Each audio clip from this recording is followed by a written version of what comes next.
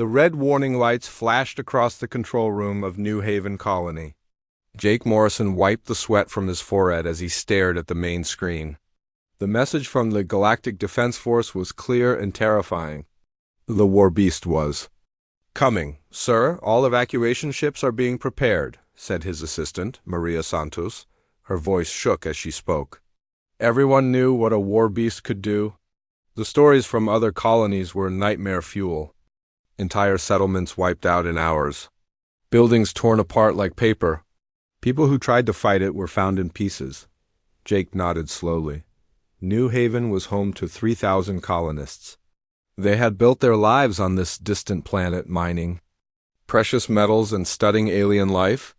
Now all of that was about to end because of one creature. How long do we have? Jake asked. The tracking stations say 6 hours, maybe less, Maria replied. The beast is moving faster than expected.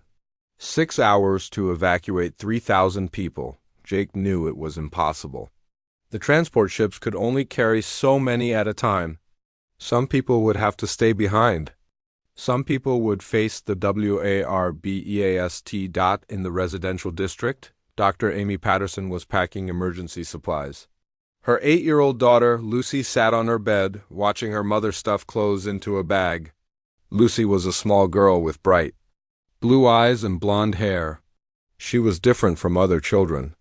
While other kids ran away from the strange alien pets that some colonists kept, Lucy would walk right up to them. "Mom, why are you scared?" Lucy asked. She could always tell when adults were worried, even when they tried to hide it. "There's a dangerous animal coming to our planet," Amy explained. "We need to leave before it gets here." Lucy tilted her head. "What kind of animal?" Amy paused.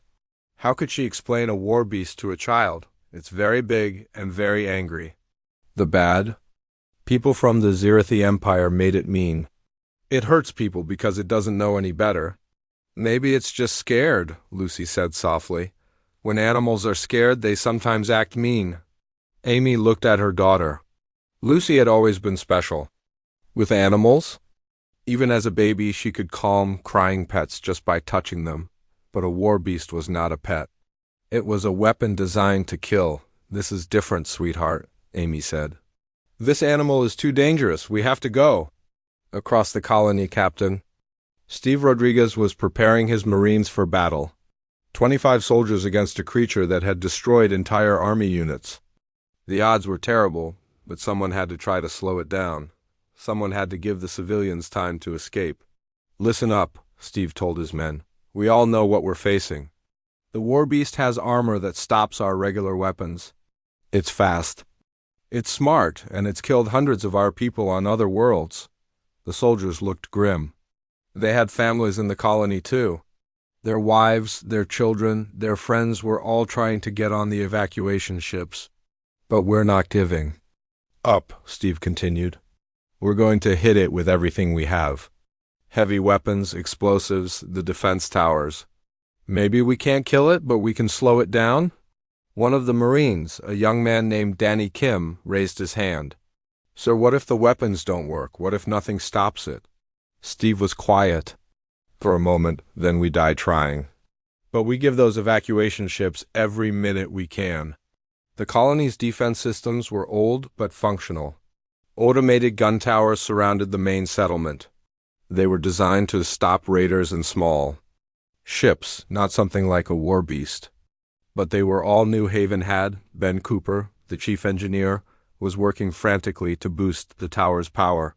If they could make the weapons hit harder, maybe they could do some damage.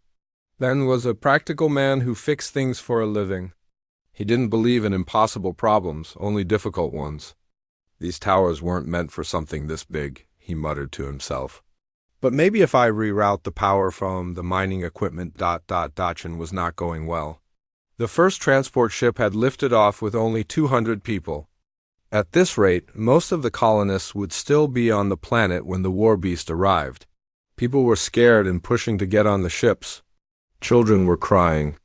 Parents were making impossible choices about what to bring and what to leave behind. Jake Morrison stood in the control room, watching the chaos on the security monitors. He had been colony administrator for 5 years. He had handled supply problems, equipment failures, and even pirate attacks. But nothing had prepared him for this. "Sir," Maria called out, "we're getting reports from the sensor stations. The Warbeast is 3 hours away now." 3 hours. Jake closed his eyes. Half the colony was still on the planet. The defense systems were barely functional. The Marines were brave but outnumbered. This was going to be a massacre. In her apartment, Lucy Patterson was looking out the window at the panicked crowds. She could see families running toward the landing pads, carrying whatever they could. The adults all looked frightened. But Lucy wasn't scared. She was curious. "Mom, what does the animal look like?" she asked. Amy was trying to contact the Transport Coordination Center, but the lines were busy. "It's very big, Lucy, bigger than a house. It has sharp claws and teeth. Its skin is black like armor." "Does it have a name?" Lucy asked. "People call it a Warbeast, but that's not really a name." "That's just what it is." Lucy thought about this. Every animal she had ever met had a personality. Even the scary ones were just afraid or confused. Maybe the Warbeast was like that too. Maybe it needed help instead of fighting.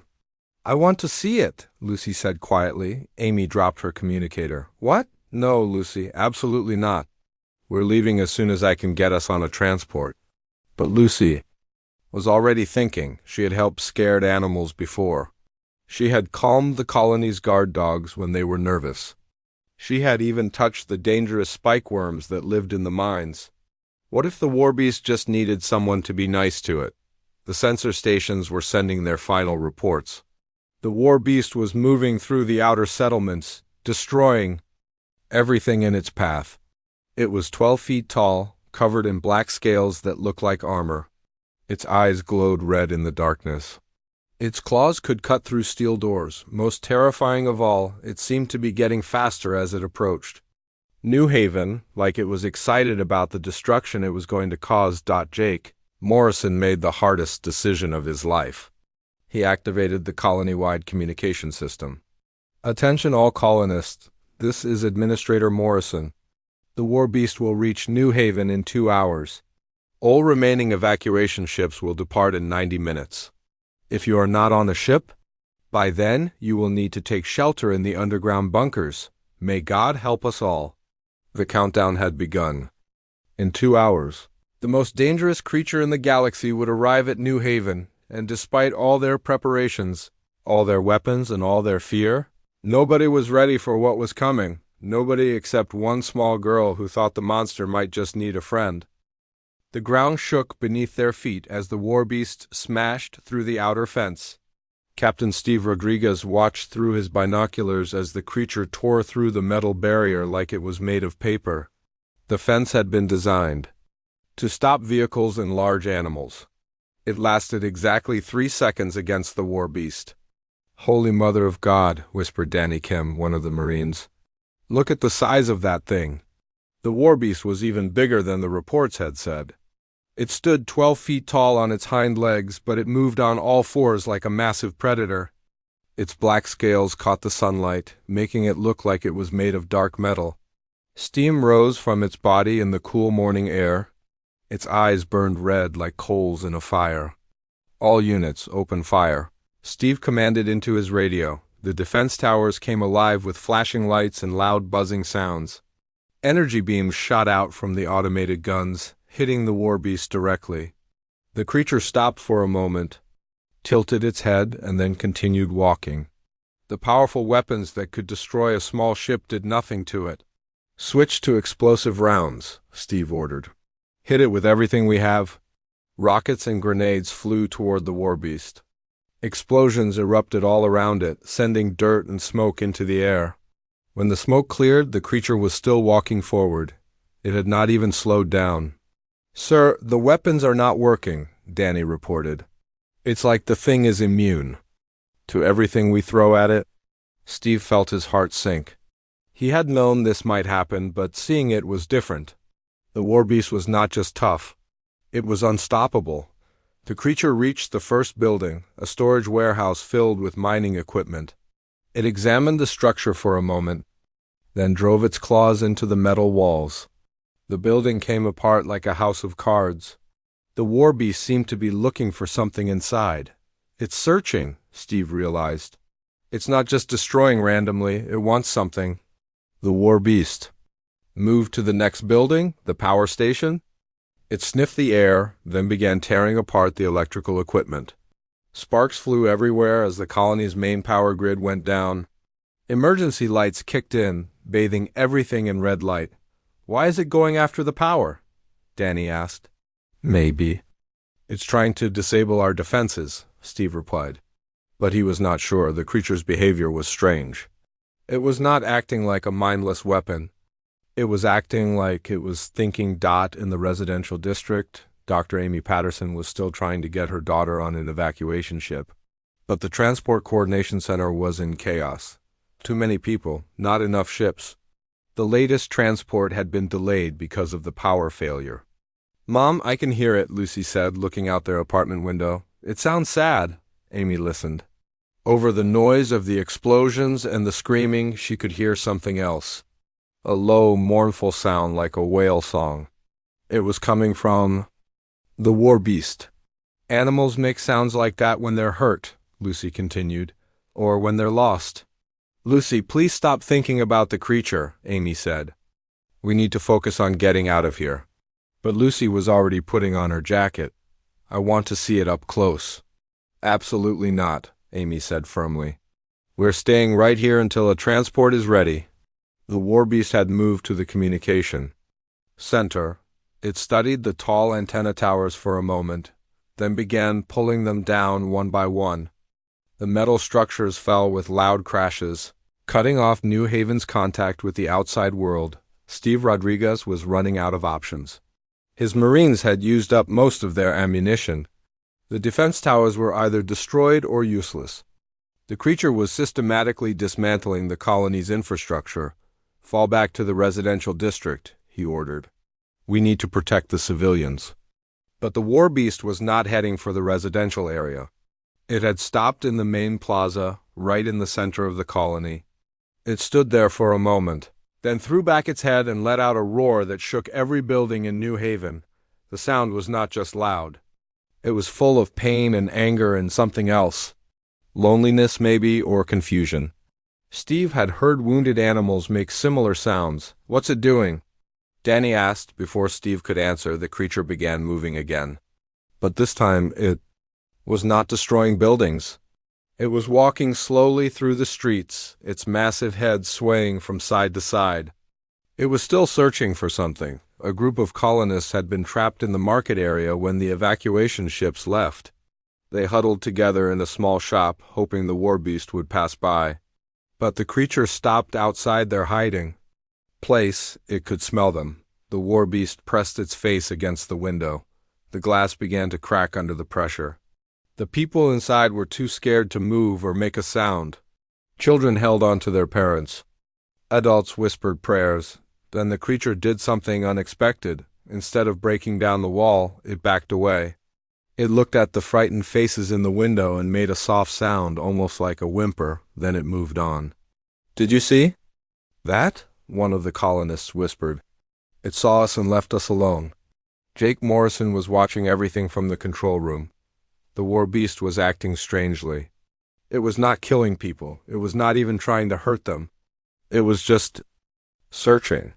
Maria, pull up the files on Warbeast behavior, he ordered. Maria worked at her computer. Sir, according to the Galactic Defense Force reports, Warbeasts are programmed to kill everything they encounter. They don't show mercy, they don't hesitate, they just destroy? Then why isn't this one following its programming? Jake wondered. The Warbeast had reached the colony's medical center. It sniffed around the building, then began making that mournful sound again. It was louder now, more desperate.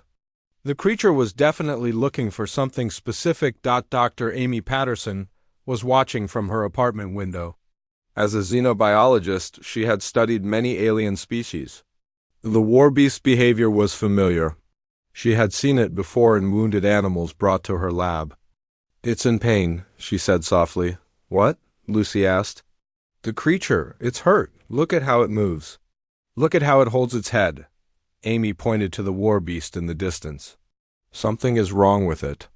Lucy pressed her face against the window. Can you help it? I don't know, sweetheart. I've never seen anything like this before. The Warbeast continued its search through the colony.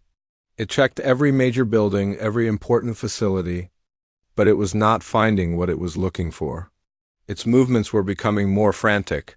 Its roars were getting louder and more desperate. Finally, the creature stopped in the main plaza again. It sat back on its haunches and let out a sound.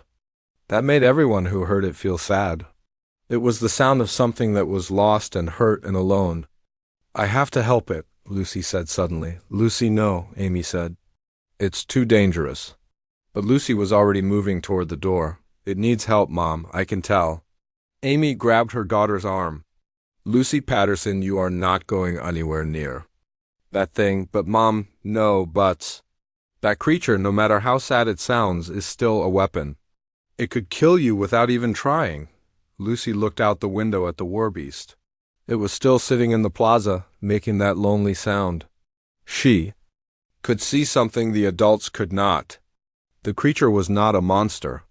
It was just scared and confused and in pain. Animals trust me, Lucy said quietly. Even the scary ones. This is different, Amy insisted. This is not a pet or a zoo animal. This is a bioweapon designed to kill.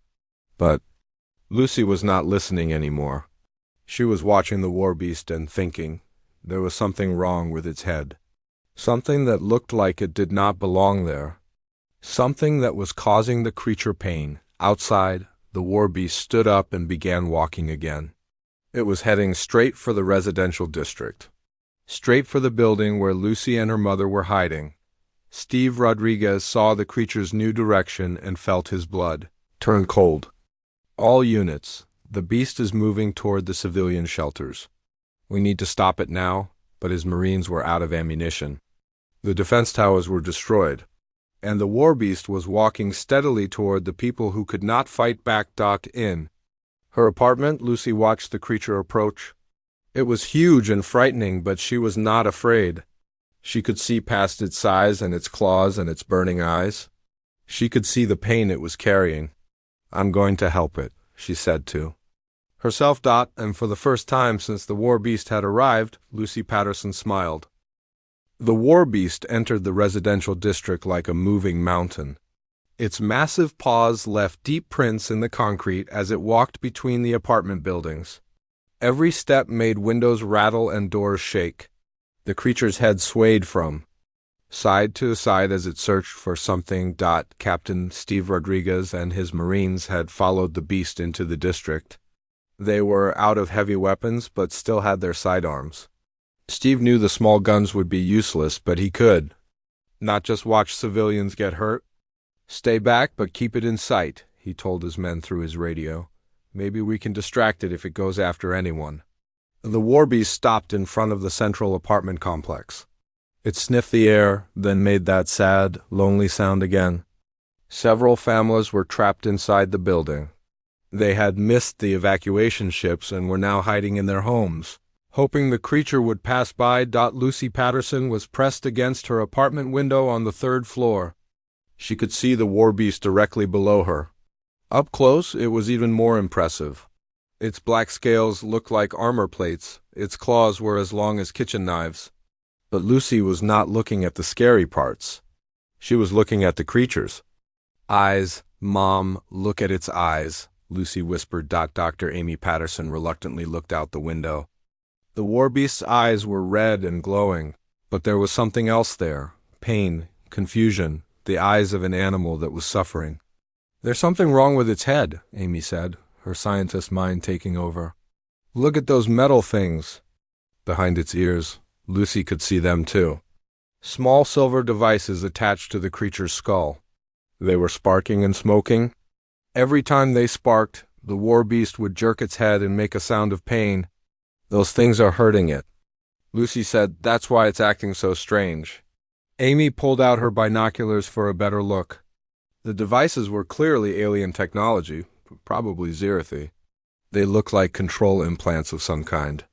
But they were malfunctioning, sending painful signals into the creature's brain. Lucy, I think you're right, Amy said. Those implants are causing the creature pain.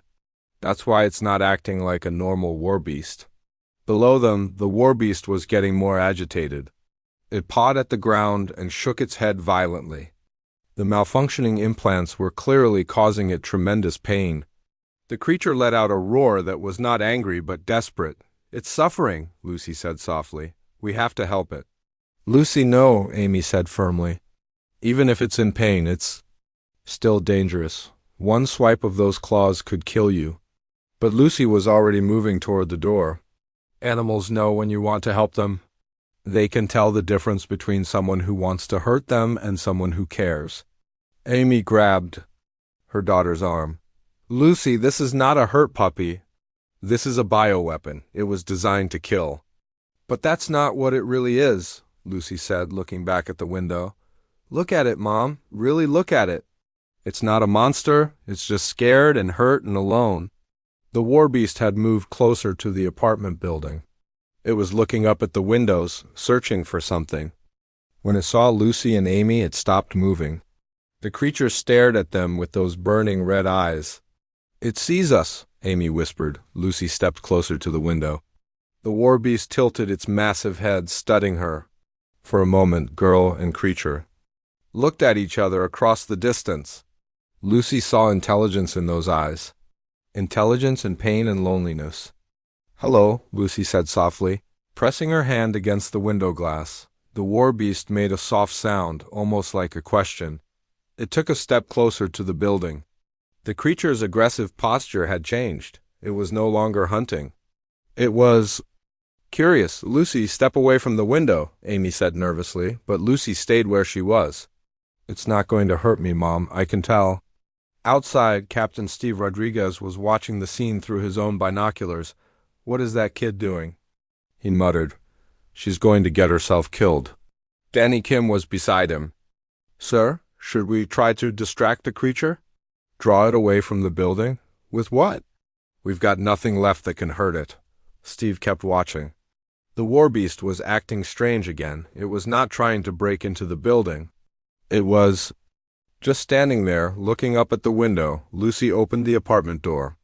Amy tried to stop her, but Lucy was already in the hallway. I'm going downstairs, she said. Lucy, absolutely not, Amy said. I forbid it. Mom, that creature is in pain. Someone has to help it. Lucy looked at her mother with those bright blue eyes. You always told me to help animals that are hurt. This is different, Amy insisted.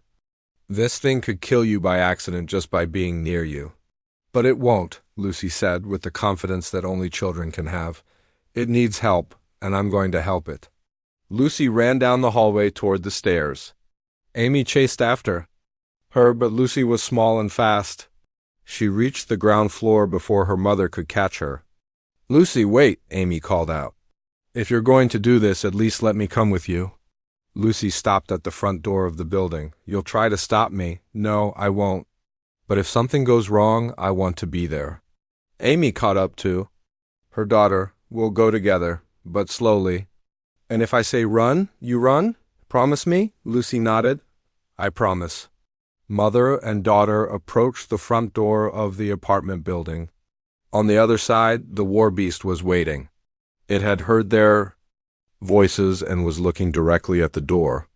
It knows we're here, Amy whispered. Lucy put her hand on the door handle. It's waiting for us to come out.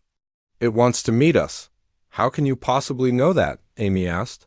The same way I know when any animal wants to be friends, Lucy replied. You just have to listen with your heart instead of your head. Lucy opened the door slowly. The warbeast was standing about 20 feet away. Up close, it was even more massive than it had looked from the window. Its head was bigger than a car. Its claws dug grooves in the concrete just from standing there, but the creature did not attack. It simply watched as Lucy and Amy stepped outside. The warbeast's red eyes followed every movement, but it made no threatening gestures.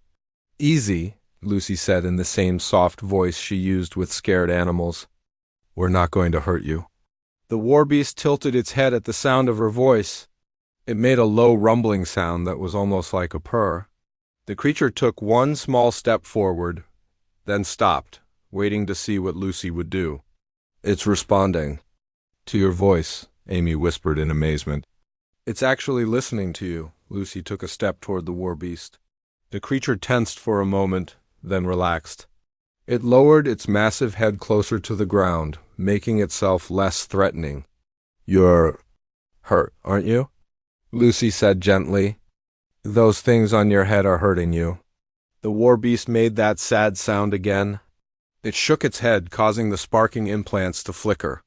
Each time they sparked, the creature flinched in pain.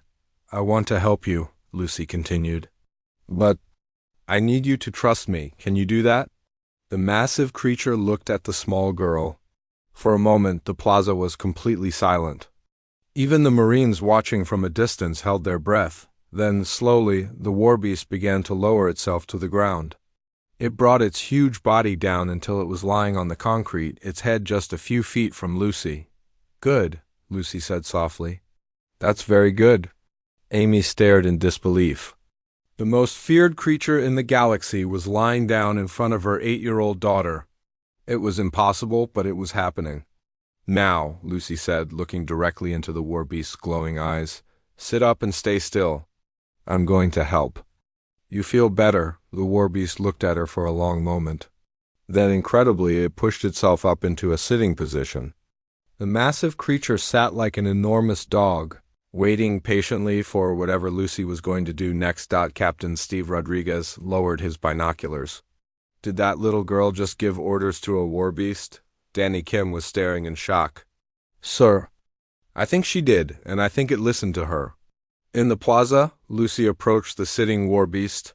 The creature's eyes never left her face. It was completely focused on the small human child who had spoken to it with kindness instead of fear. "That's right," Lucy said softly. "Just sit there and let me help you." For the first time since the Warbeast had arrived at New Haven, it was perfectly still. The creature that had terrorized the galaxy was sitting quietly, waiting for a human child to make the pain stop. Lucy walked slowly toward the sitting Warbeast. Each step felt like the most important one of her life. The creature was so big that even sitting down, its head was level with hers. Its red eyes watched her every movement, but there was no anger in them anymore. Only curiosity and hope. "That's it," Lucy said softly. "Stay nice and still." Dr. Amy Patterson followed her daughter, her heart racing with every step. As a scientist, she was fascinated by what was happening. As a mother, she was terrified. The Warbeast could kill Lucy with one movement of its massive claws. When Lucy was close enough to touch the creature, she stopped. The Warbeast was breathing heavily, and each breath was hot enough to warm Lucy's face. Up close, she could see the silver implants more clearly. They were attached to the creature's skull with metal pins. Every few seconds they would spark, and the Warbeast would flinch in pain. "Those things are really hurting you, aren't they?" Lucy said gently. The Warbeast made a soft whimpering sound. It was the same sound hurt dogs made when they wanted help. Lucy had heard it many times before from injured animals her mother had treated. "Can I touch you?" Lucy asked, reaching out. Her hand slowly. The Warbeast sniffed her hand first, then gently pressed its massive head against her palm. Lucy felt the warmth of the creature's scales and the vibration of its breathing. She was touching the most dangerous creature in the galaxy, and it felt like petting a very large, very warm cat. "Amy, get over here," Lucy called to her mother. "I need you to look at these implants." Amy approached carefully, her medical bag in hand. She had brought it out of habit, though she had never expected to treat a Warbeast. When she was close enough, she examined the sparking devices attached to the creature's head. "These are definitely Xerathi neural control implants," Amy said. "They're designed to suppress the creature's natural behavior and force it to follow orders, but they're malfunctioning badly." "Can you take them off?" Lucy asked, still stroking the Warbeast's head.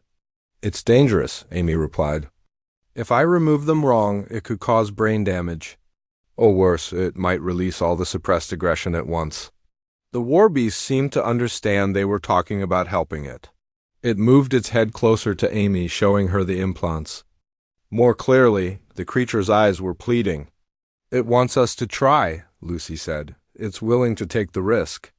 Amy studied the implants more carefully. They were attached with surgical precision, but the Zirathi had not been gentle. The metal pins were driven deep into the creature's skull. Removing them would require careful work. "I'll need tools," Amy said, "and we should call Ben Cooper. He knows more about alien technology than anyone else in the colony." Captain Steve Rodriguez had been watching the incredible scene from a distance. When he heard Amy mention needing help, he stepped forward carefully. "Dr. Patterson, I can contact Ben on the radio," he said. "But are you sure about this? What if removing those things makes it violent again?" Lucy looked up at the captain. "It was never really violent. It was just in pain. When you're hurting that much, sometimes you lash out at everything around you." The Warbeast turned its attention to Captain Rodriguez.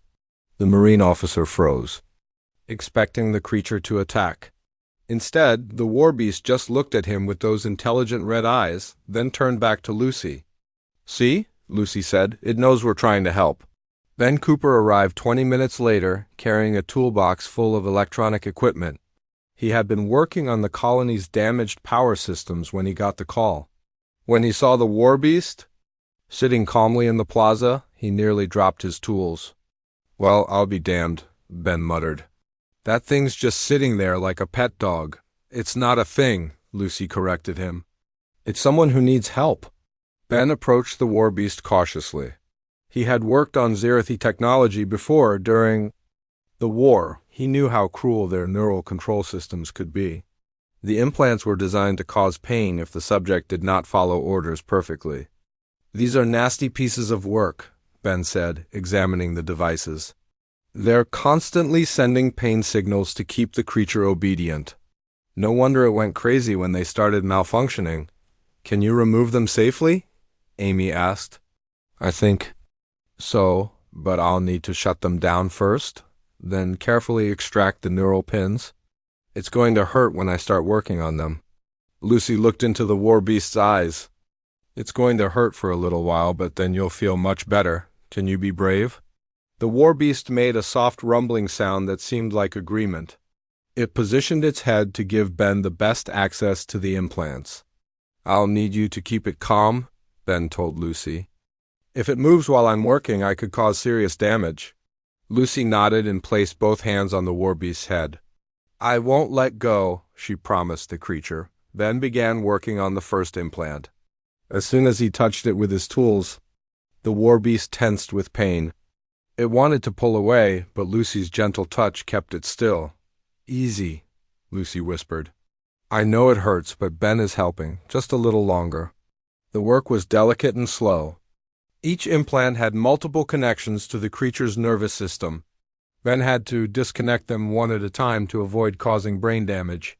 Sweat dripped from his forehead as he worked. Amy monitored the Warbeast's vital signs with her medical scanner. The creature's heart rate was elevated, and its brain activity showed signs of stress, but it was remaining remarkably calm. "First implant is almost out," Ben announced. "Just a few more connections." The Warbeast whimpered as Ben disconnected the final wires. Then suddenly the implant came free. The creature's left eye, which had been glowing red, faded to a normal golden color. "Look at its eye," Amy said in amazement. "The red glow is gone?" Lucy could feel the change immediately. The tension in the Warbeast's muscles relaxed slightly. The creature made a sound that was definitely relief.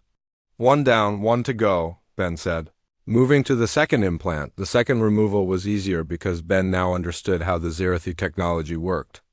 Within an hour, both implants were removed and lying on the ground, sparking USCLESSLY. The change in the Warbeast was immediate and dramatic. Both eyes faded from red to gold. The creature's entire posture relaxed. For the first time since arriving at New Haven, it looked peaceful. "How do you feel?" Lucy asked, stroking the creature's head. The Warbeast responded by gently nuzzling against her. It made a deep, contented sound that vibrated through its whole body. The sound was nothing like the angry roars from before. It was the sound of gratitude. "I think it's trying to say thank you," Amy said, watching her daughter interact with the massive creature. Lucy hugged the Warbeast's head as much as her small arms could manage. "You're welcome. What's your real name?" The creature looked at her with those intelligent golden eyes and made a series of soft sounds. They were musical, almost like singing. "I can't say that," Lucy laughed. "How about I call you Shadow? Because you're dark like a shadow, but you're not scary anymore?" Shadow seemed to like the name. The creature rumbled contentedly and settled down more comfortably on the plaza floor. Captain Rodriguez was still watching in amazement. "Dr. Patterson, what happens now?" "We can't just keep a warbeast as a pet." Before Amy could answer, alarms began sounding across the colony. The emergency communication system crackled to life with Jake Morrison's voice. "All units, we have incoming ships, multiple Zerathi vessels approaching fast. They're here for the Warbeast." Lucy looked up at Shadow with determination. "They want to hurt you again, don't they?" Shadow's golden eyes flashed with fear and anger. The creature rose to its feet, no longer the confused and pained animal it had been. Free from the control implants, Shadow was revealing its true nature. It was intelligent, powerful, and protective. "Don't worry," Lucy said, standing up beside her new friend. "We won't let them take you." Shadow looked down at the small girl, who had saved it from a life of pain and slavery. Then the creature did something that amazed everyone watching. It gently picked Lucy up in its massive claws and placed her on its back between its shoulder blades. "Lucy!" Amy called out in alarm, but Lucy was smiling as she settled onto Shadow's back. "It's okay, Mom. Shadow wants to protect me too." "Captain." Rodriguez grabbed his radio. "All units, prepare for battle. We've got company coming, and I think our new friend is ready to fight back." Shadow let out a roar that was completely different from before. It was not a sound of pain or confusion. It was a battle cry. The creature that had been a slave was now free, and it was ready to defend the humans who had shown it kindness. The real fight for New Haven was about to begin. The Zerathi ships came down from the sky like angry metal birds.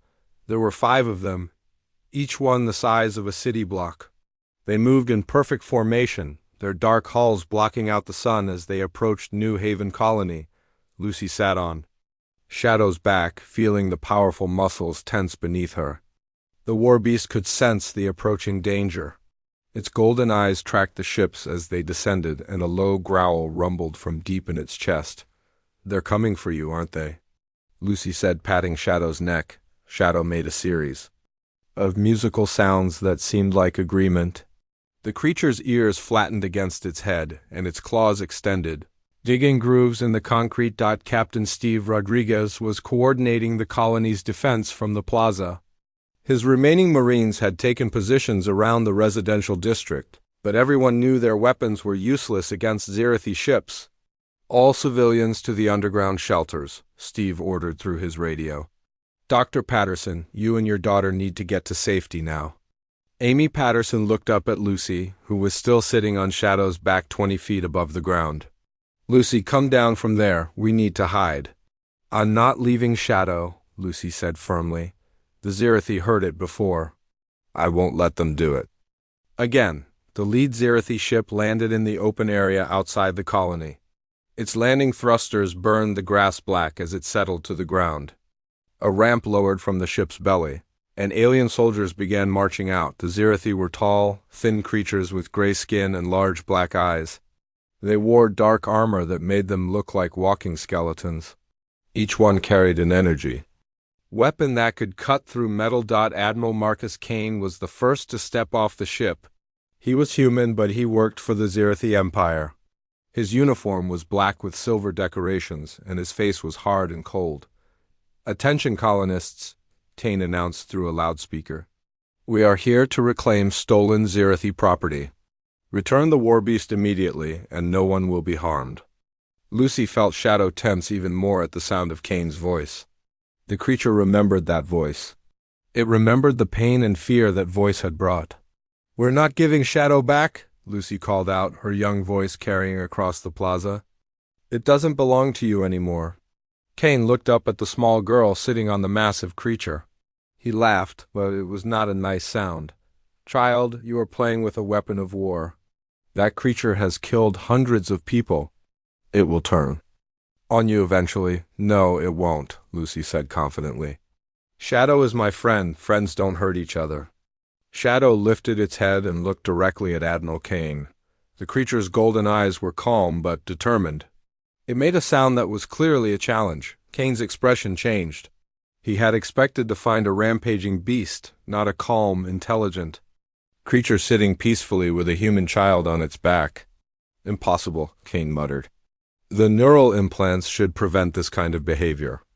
Then Cooper stepped forward, holding the removed implants in his hands. You mean these things? We took them out. Your torture devices don't work anymore. Kane's face went red with anger. You fools? Those implants were the only thing keeping that monster under control. Without them, it will revert to its natural state. Its natural state is gentle, Lucy said. Shadow only acted mean because you were hurting it. Kane drew his sidearm and pointed it at Lucy. Get down from that creature immediately, or I will shoot you off. Shadow's reaction was instant and terrifying. The creature rose to its full height, placing Lucy safely behind its massive head. Its roar shook every building in the colony and sent several Zerethi soldiers stumbling backward, but Shadow did not attack. Instead, it moved protectively in front of the colonists, placing itself between them and the Zerethi soldiers. Shadow is protecting us, Amy said in amazement. It's defending the colony. Captain Rodriguez raised his weapon, though he knew it would do little good against Zerethi armor. Admiral Kane, you're not welcome here. Leave now or we'll fight. Kane laughed again. With what? Your primitive weapons? You have nothing that can stop us. They have me, Shadow said. Everyone stopped and stared. The voice had come from the Warbeast, but it was not the roar they expected. Shadow had spoken in perfect English, its voice deep and musical. You can talk? Lucy gasped, turning to look at her friend. I could always talk, Shadow replied, its golden eyes looking back at her. The implants prevented me from speaking. They prevented me from being myself. Kane took a step backward. Impossible. Warbeasts are not sapient, they're just animals. We were never animals, Shadow said, its voice carrying a hint of sadness. We were the protectors of our world. We were teachers and guardians and friends. Until you came and turned us into weapons. Lucy felt tears in her eyes. They stole you from your family? They stole all of us, Shadow confirmed. My people lived in peace for thousands of years. We protected the small and weak. We shared our knowledge with anyone who asked. Then the Zerethi came and decided we would make good soldiers. Shadow's voice grew stronger, more determined. But I am not a soldier anymore. I am free, thanks to you, little friend. And I will not let them take that freedom away. Kane was getting nervous. A warbeast that could think and plan was much more dangerous than one that simply followed orders. All units prepare to attack. Capture the creature alive if possible, but destroy it if necessary. The Zerethi soldiers raised their weapons. A shadow was already moving. The creature's body began to shimmer and fade, like heat waves rising from hot pavement. Shadow can turn invisible? Amy whispered. Not invisible. Shadow's voice came from everywhere at once. I can phase between dimensions. It is a natural ability of my people. The Zerethi soldiers fired their energy weapons, but the beams passed right through Shadow's fading form. The creature had become like a ghost, impossible to hit or capture. Shadow reappeared behind the Zerethi soldiers, moving with incredible speed. But instead of attacking with claws and teeth, the creature did something unexpected. It began to sing. The song was beautiful and haunting, like whale music mixed with the sound of wind chimes. But it had a strange effect on the Zerethi technology. Their weapons began to malfunction. Their armor sparked and shut down. Even their ships started having problems. Electromagnetic manipulation, Amy breathed.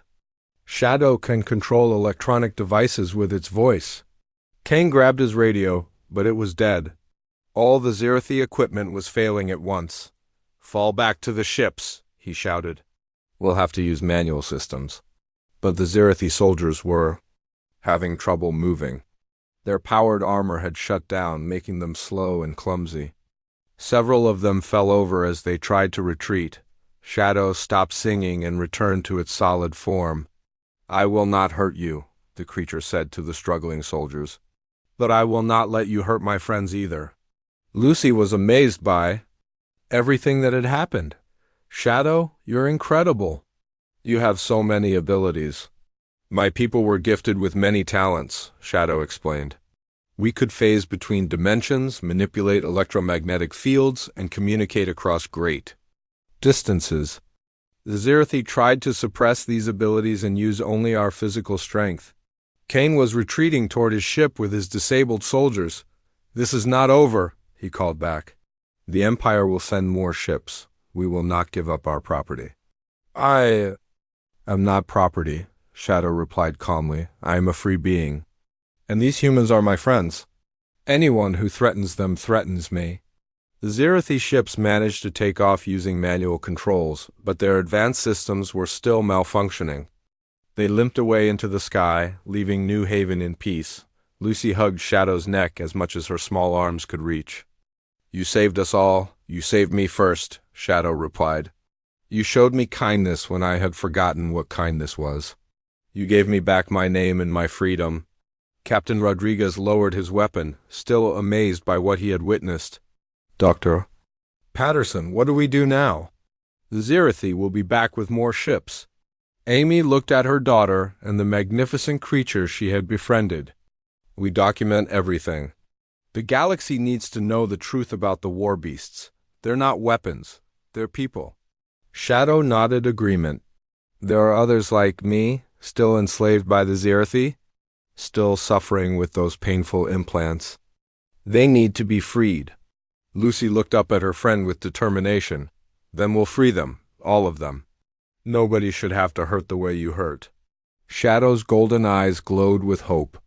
For the first time in years, the creature could see a future beyond pain and slavery.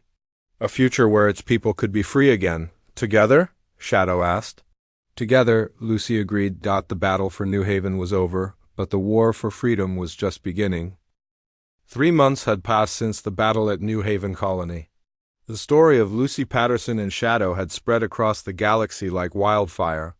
News reports, videos, and witness accounts told of the 8-year-old girl who had tamed a warbeast.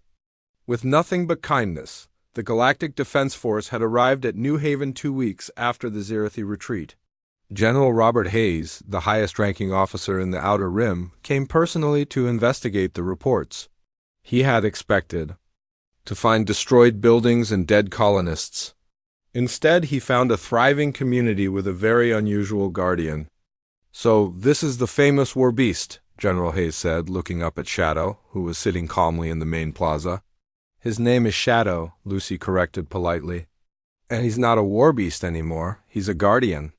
Shadow lowered his massive head to look at the general.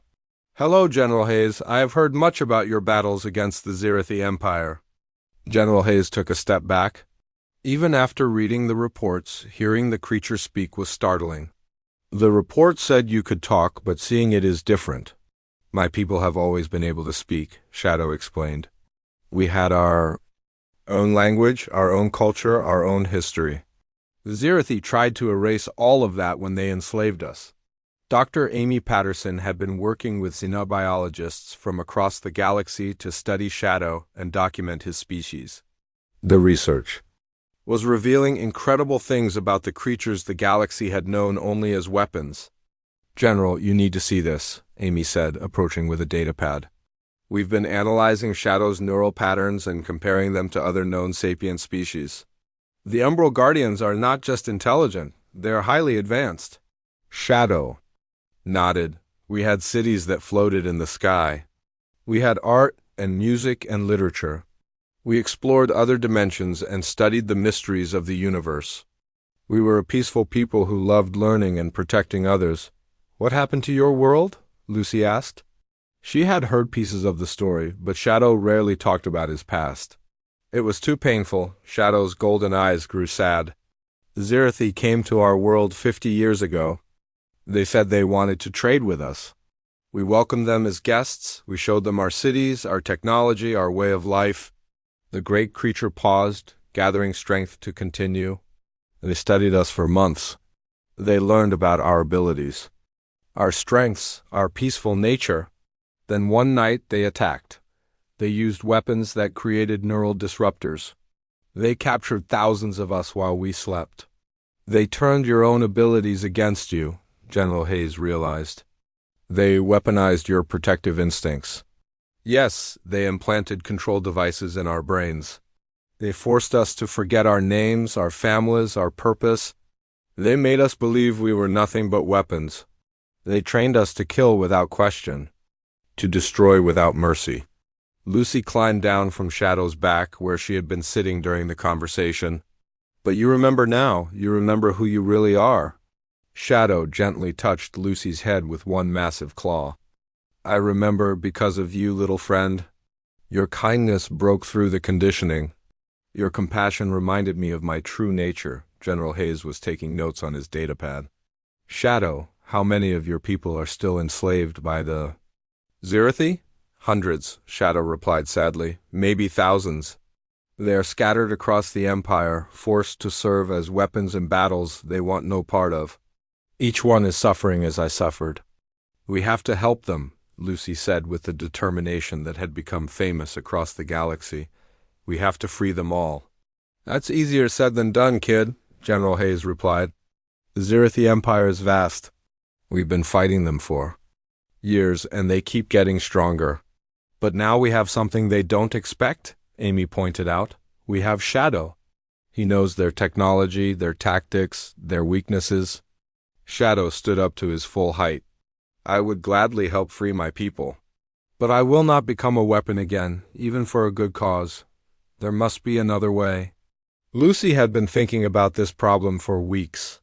What if we didn't fight them at all? What if we helped the other Guardians remember who they are, just like we helped you?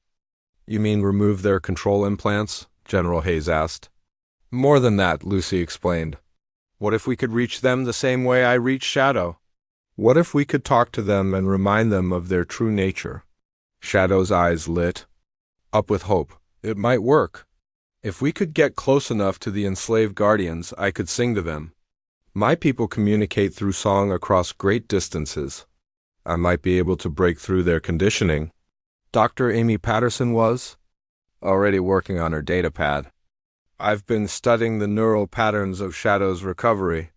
The process of regaining his memories and personality followed a specific pattern. If we could replicate that pattern, we could create a treatment, General Hayes finished. Something that could free the Guardians without surgery. Over the next few weeks, the team worked together to develop what they called the Freedom Protocol.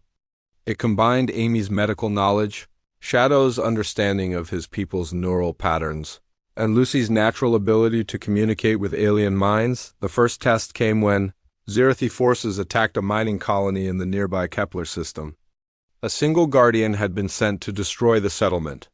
But instead of sending military forces to fight it, the Galactic Defense Force sent a small ship carrying Lucy, Shadow, Amy, and a team of specialists. When they arrived at the attacked colony, they found the enslaved Guardian standing in the ruins, waiting for new orders. The creature looked exactly like Shadow had when he first arrived at New Haven, confused, angry, and in pain. Stay back, Lucy told the rescue team. Let me try first. She walked toward the enslaved Guardian just as she had approached Shadow months before. The creature saw her coming and tensed, ready to attack. But Lucy kept walking, speaking in the same gentle voice she had used before. You're hurt, aren't you? She said softly. Those things in your head are causing you pain. The enslaved Guardian stopped moving. Something in Lucy's voice was familiar, comforting. The creature tilted its massive head. Listening, Shadow began to sing. It was the same beautiful, haunting song he had used against the Zirathi soldiers, but gentler this time. The song carried across the ruins, reaching the other Guardian's mind. The enslaved creature's red eyes began to flicker. For a moment, they turned golden, then red again, then golden. The Guardian was fighting against its programming, trying to remember something important. What is your name? Lucy asked gently. The Guardian opened its mouth, but only a roar came. Out. The control implants were still working. still suppressing its ability to speak, but Shadow's song continued, and slowly the Guardian began to remember. It remembered floating cities and peaceful meadows. It remembered protecting small creatures and teaching young ones. It remembered its name. Moon Whisper, the Guardian said in a voice rusty from disuse. My name is Moon Whisper, Lucy smiled. Hello, Moon Whisper. My name is Lucy. This is my friend Shadow. We're here to help you. The newly freed Guardian looked around at the destruction it had caused, and its golden eyes filled with sadness. I hurt these people. I destroyed their homes. That wasn't you, Lucy said firmly. That was the programming, the real you would never hurt innocent people. Dr. Patterson stepped forward with her medical equipment. Moon Whisper, we can remove those implants. It will stop the pain forever. The procedure was faster this time.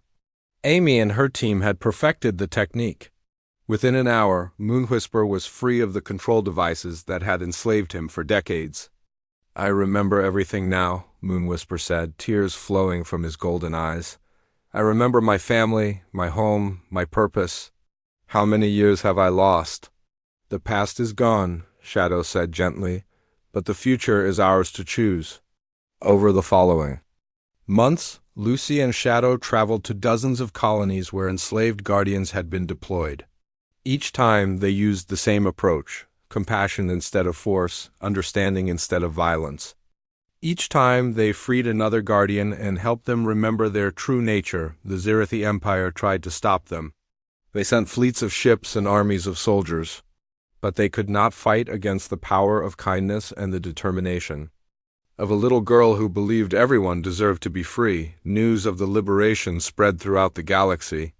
Other enslaved species began to hope. Other children began to learn from Lucy's example. The galaxy was changing, one act of compassion at a time. On a warm afternoon at New Haven Colony, Lucy sat in the plaza with Shadow and 3 other freed guardians. They were planning their next mission, a Zirathi prison world where dozens of guardians were being held. Are you ready for another adventure?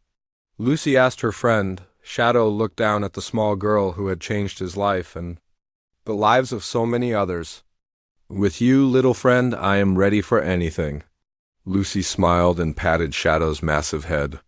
Then let's go free some more friends. The most feared weapons in the galaxy had become the most powerful force for freedom. And it all started with a little girl who told a monster to sit, and discovered that monsters sometimes just need someone to believe in them. The universe would never be the same.